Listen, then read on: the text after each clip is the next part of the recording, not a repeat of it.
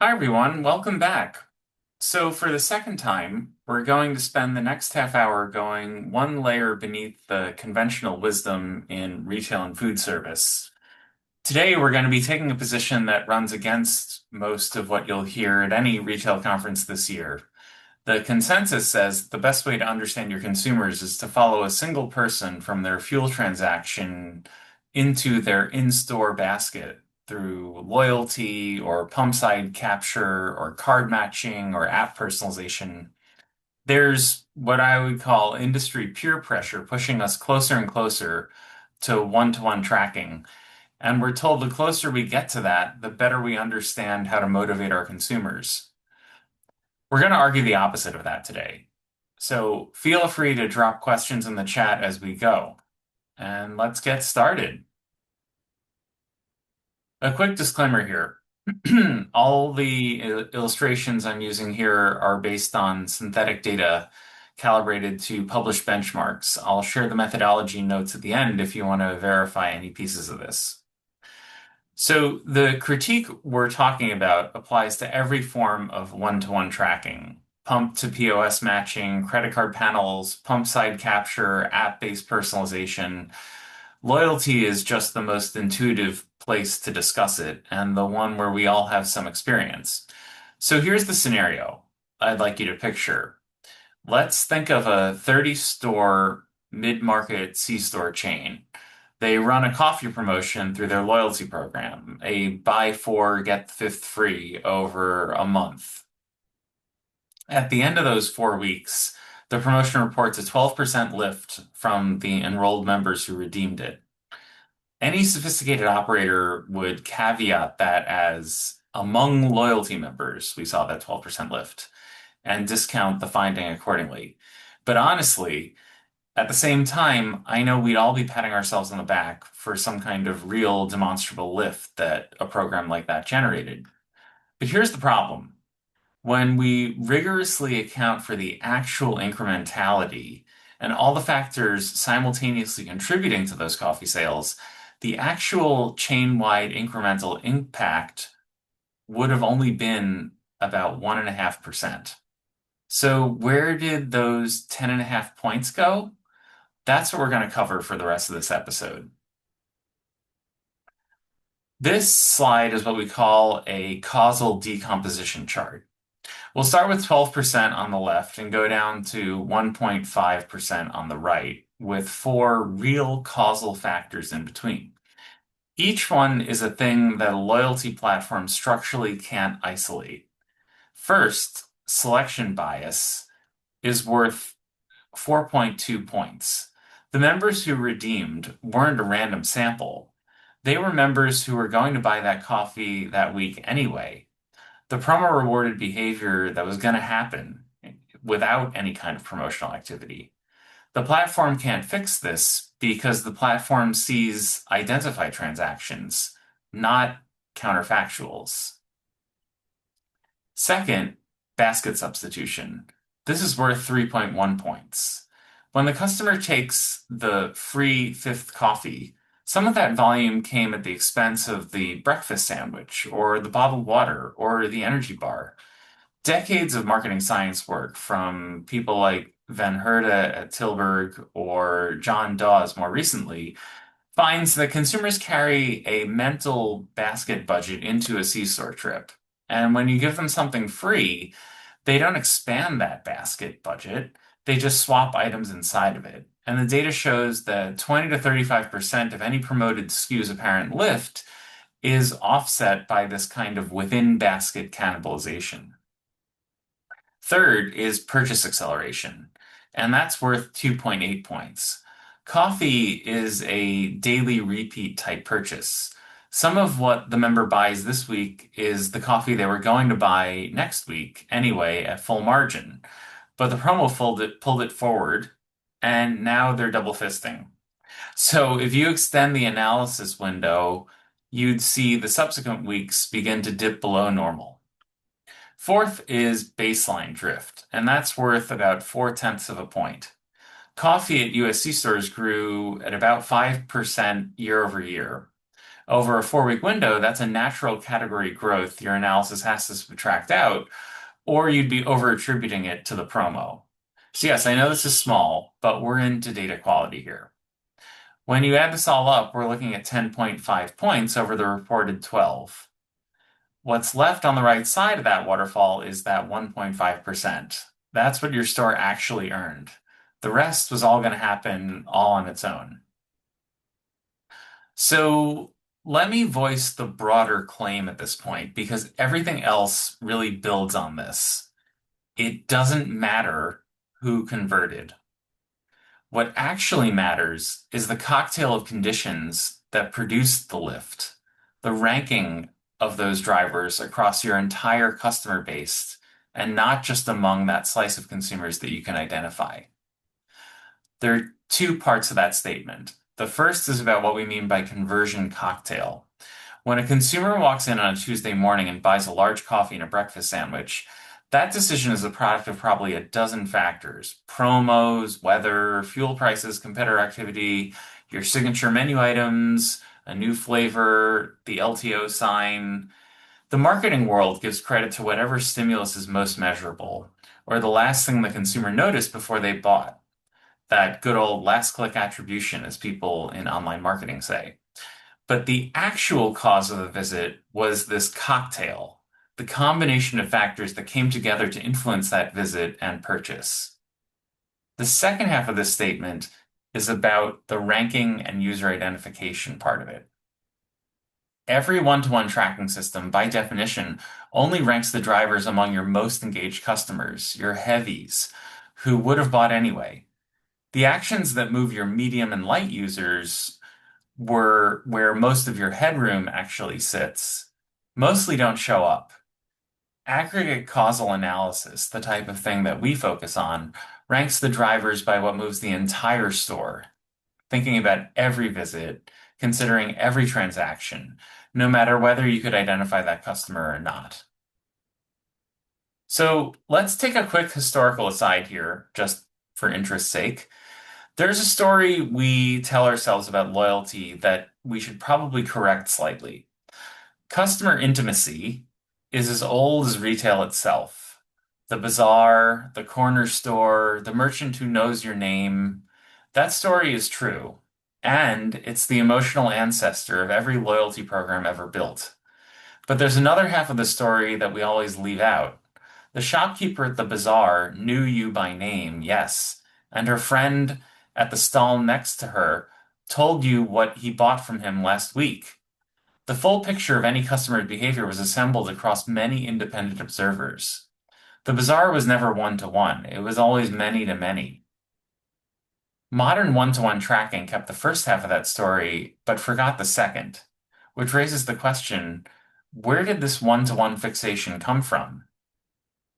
Well, it actually came from the ad industry.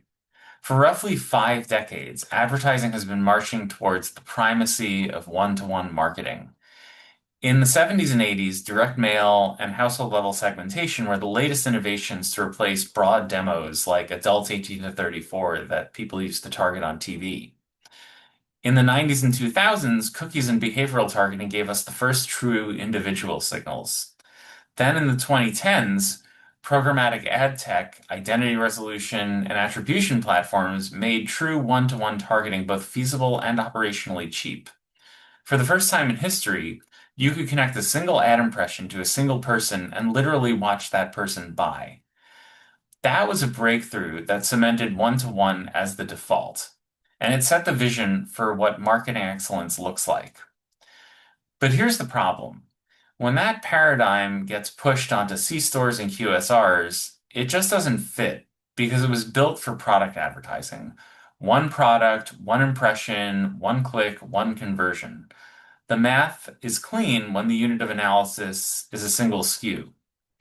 But C-stores and QSRs don't sell ads.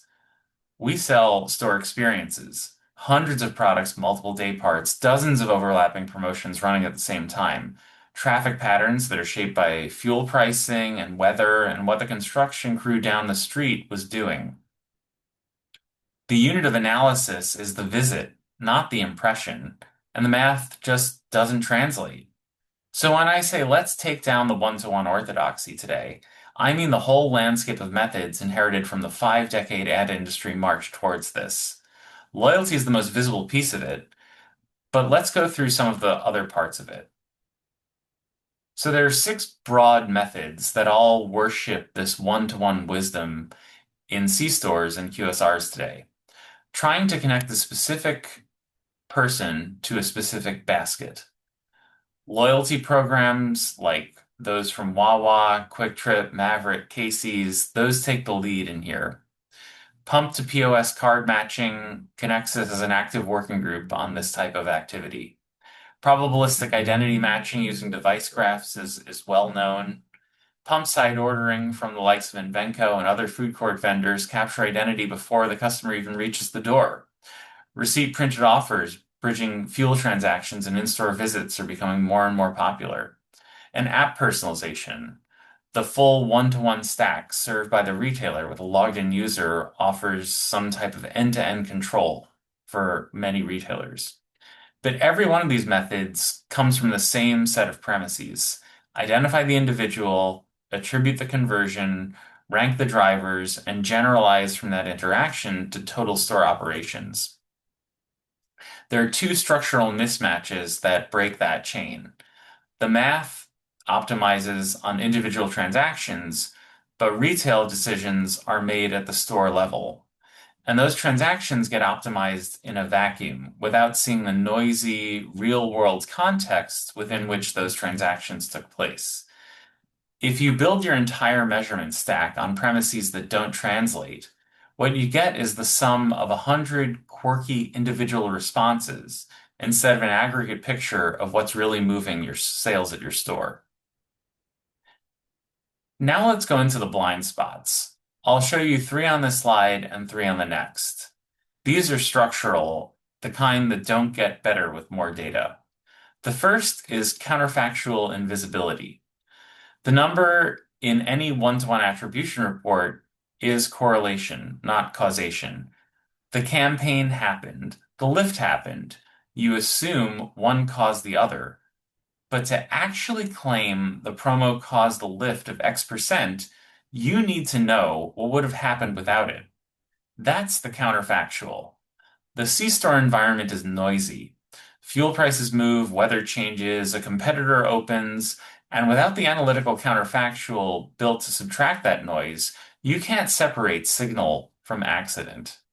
The methods we use exist specifically to construct that counterfactual. Loyalty programs simply don't look at the world in this way. The second is external confounding. Your one-to-one platform doesn't see the competitor. It doesn't see the weather. It doesn't see the fuel price spike that pulled traffic across town. When a member stops engaging for 3 weeks, the platform sees missed transactions, but you don't know if that's a temporary trip away from your store or a permanent defection to the Wawa a mile away. In our work, the biggest movers of store-level performance are routinely things that live outside the customer's own identity record. The third is the fact that hyper-personalization doesn't generalize. You can build a beautifully targeted offer for a tiny microsegment. The customer responds, and that's real, but it's an individual level effect. That win doesn't scale to your store's full traffic. You can't move a whole food service category off the back of one quirky stimulus that motivated a single weirdo to buy a bacon, egg, and cheese sandwich on a Wednesday. That effort can't be reverse engineered into a category-wide playbook that operators actually need to optimize their store sales. 3 more issues to note, and don't worry, these are faster and simpler, but they're also strategic issues, problems that persist even if the methodology worked perfectly. The first, heavy user concentration. Every one-to-one system overrepresents heavies and underrepresents the opportunity with the most headroom. Your loyalty members spend more than average. That's why they enrolled in loyalty in the first place. So when you optimize against that sample, you're optimizing for customers who would have bought anyway, instead of medium or light users who you can really entice to buy more. The second is infrastructure cost. Running a one-to-one stack requires real money. IT integration, identity resolution, marketing ops, customer service, vendor coordination. Mid-market operators are paying for partial answers across all of this. The third is competition for attention and engagement. The average American is in 17 loyalty programs and active in fewer than 9 of them. Roughly $10 billion in points expires unredeemed every year. The one-to-one paradigm assumes that you have your customers' attention, but the data is saying that you really don't. Now, let's go for the boldest claim of the day, and I'll say it slowly. Even with zero one-to-one tracking data of any kind, no loyalty members, no card panel, no pump side capture, no app, you could still answer the questions all of this tracking infrastructure is supposed to answer. The entire premise of the one-to-one paradigm is to help you understand customer behavior well enough to make better decisions. What to promote, what to stock, what to price, what to scale, and what to kill. That's an enchanting promise. But as we just established, it doesn't hold up against the realities of physical retail.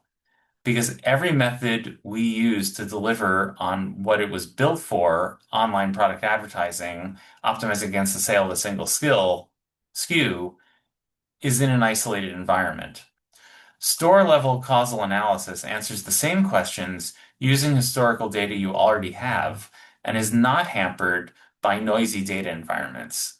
Every transaction can be considered across all SKUs, no matter who the customer was, and the fact that many things are happening simultaneously just adds variability that helps increase model performance.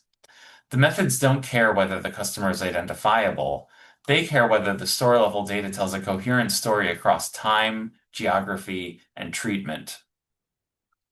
And when transactions don't happen, when a day part goes soft, or when traffic dips on a Tuesday afternoon, when a category falls flat for 2 weeks, that's also signal we can pick up on. One-to-one systems are blind to everything but monitor transactions. To be clear, this isn't an argument against running loyalty or pump side capture. They do have real roles: community building, vendor-funded promos, brand activation. What we're calling into question is what they're being asked to do as a measurement system.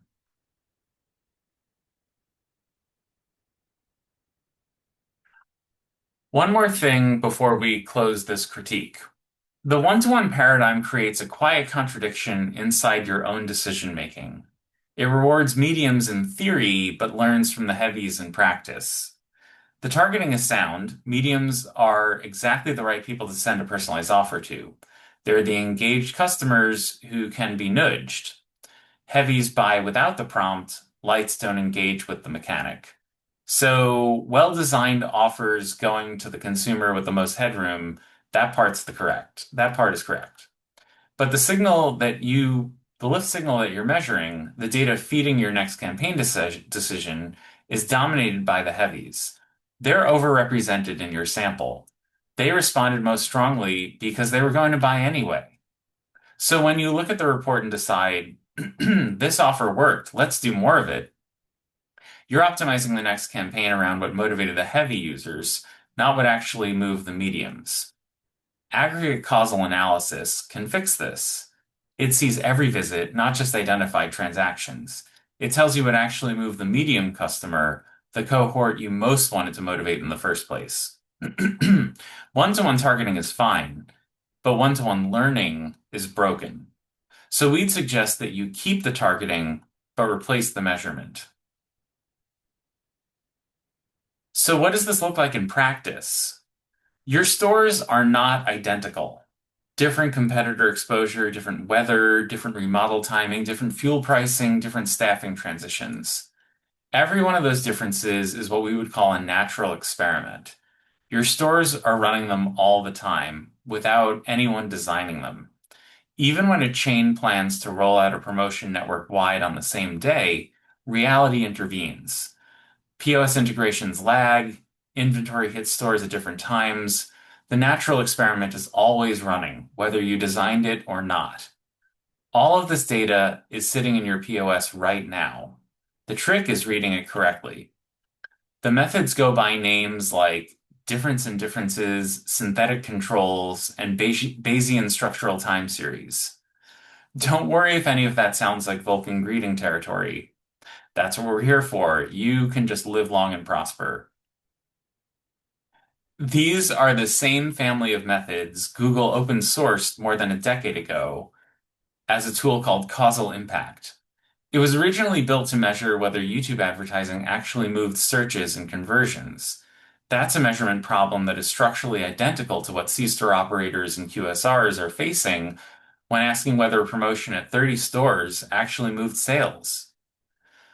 What the methods do is construct a counterfactual that looked like your treated store, find a group of comparable untreated stores, and build a model of what your treated store would have looked like if the treatment hadn't happened. The difference between the model and reality is the causal effect. Critically, because your stores never have just one thing happening at any given time, the methods can isolate the effect of one driver even when multiple promotions or vendor campaigns or weather events and external factors are all running simultaneously. We know that's your operating reality. The methods were built specifically for that kind of complexity. Most importantly, they don't require you to clean any of your data up first. All of this works on the POS data that you already have. No new infrastructure, no experimental design you have to write in advance, no control stores you have to hold out and not promote to, no clean data required. We can work with whatever your stores have already produced. And a very quickly read on why now. Big box retailers like Walmart, Target, Kroger, Best Buy, they've been running causal measurement programs for the better part of a decade. They have internal teams of econometricians whose entire job is doing exactly this. Their loyalty programs have been demoted to just marketing programs. They're no longer used as a canary in the coal mine for sales performance. The full POS dataset is. C-stores and QSRs are behind, but the catch-up curve just got shorter. What used to require a university research team working for months now runs on the laptop in an afternoon. Methods that cost seven figures a decade ago are now open source. The cloud computing costs are also negligible. If you want our help, we just need a small slice of data, a POS export by store, by week, ideally about a year of history, and that's it. No data warehouse, no IT project, no experimental design. The data we receive is treated under the data commitment on the next slide. And this is the moment where we feel the mid-market operator can finally afford what the big chains have profited from for the last 10 years. Before we go, I just want to leave you with two more things. Next month, on June 25th, I'm going to show you how we aggregate analysis from relevant information sources that we can ground inference in, and not just the data that folks like you share with us. Most importantly, the voice of the customer. We've just put out a 1,200 person nationally representative survey of C-store QSR customers and QSR customers into field. You'll hear what they told us, and what they told us are things no one-on-one tracking system by definition is going to be able to tell you. That's what's going to be in episode 3. And if anything today landed, and if you want to test these methods against a specific question at your stores, my email is on the slide. We do small diagnostic engagements designed to address exactly the type of things we discussed in this webinar. We can look at one question over 90 days, no kind of contract required. There's a Calendly link on there too if you want to schedule some time. So thanks for spending some time with us today, and see you all on June 25th.